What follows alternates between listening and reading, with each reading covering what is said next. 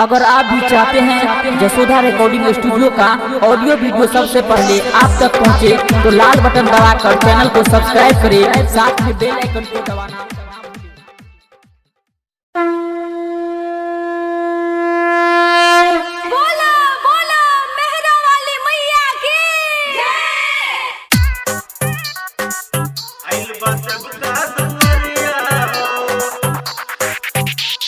अभी आप सुन रहे हैं जसोधा रिकॉर्डिंग स्टूडियो रामपट्टी से। डीजे दिलीप शर्मा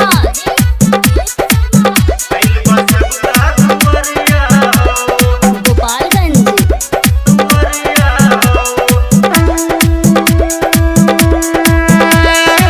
कैसे के मेला होई माये ही साल में, घर से के बहरा निकली कोरोना काल में। कैसे के मेला होई माये ही साल में, घर से के बहरा निकली कोरोना काल में। के आई पूजले दुआरिया हो मायरिया हो, जल्दी से खोली मैया बाजार के वरिया। आइल बस बुका दुआरिया हो, जल्दी से खोली मैया बाजार के वरिया। आइल बस बुका दुआरिया हो।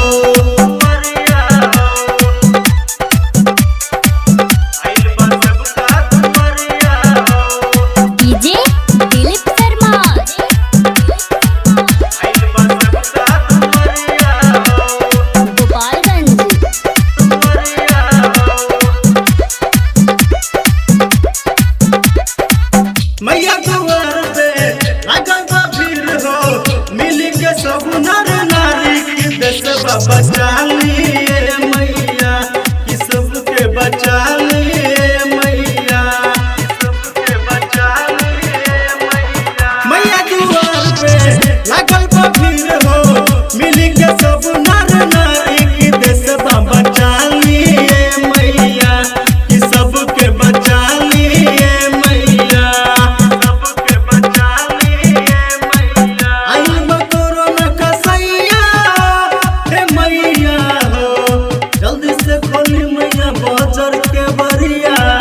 आइल बस कहा दुआरिया, जल्दी से खोली मैया बाजार के बरिया।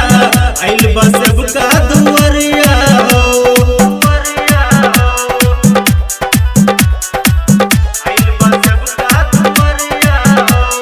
डीजे दिलीप शर्मा आइल बस कहा दुआरिया हो, गोपालगंज।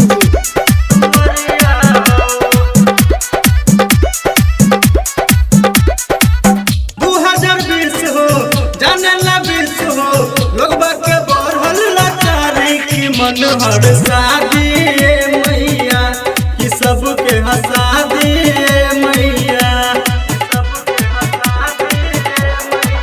2020 हो जाने ला 20 हो, लोगबा के बढ़ल लाचारी की मन हर शादी मैया, कि सबके हंसा दे मैया।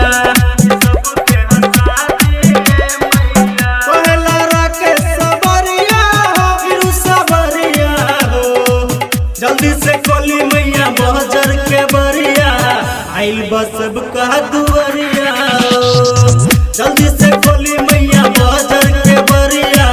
आइल बस कहा दुआरिया हो। Recording by Sotilaal.